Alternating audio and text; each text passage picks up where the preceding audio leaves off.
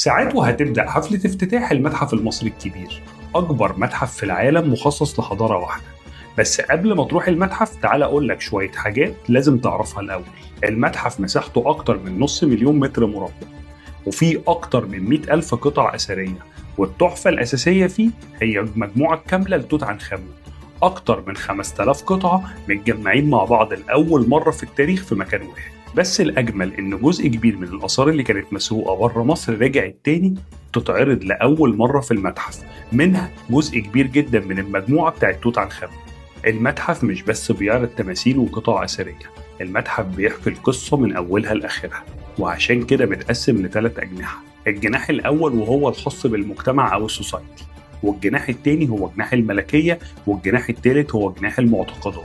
وكل جناح فيهم متقسم لأربع مراحل كأنها رحلة عبر الزمن، من أول العصور المبكرة قبل الأسرات للدولة القديمة والدولة الحديثة، وآخر مرحلة فيهم هي العصر الفارسي واليوناني والروماني. والجميل إنك لما تمشي في المتحف مش بس هتشوف التماثيل والقطع الأثرية، أنت هتعيش القصة كاملة بالميكسد رياليتي والأوجمانتد رياليتي. نظام التبريد في المتحف بقى قصة كبيرة قوي.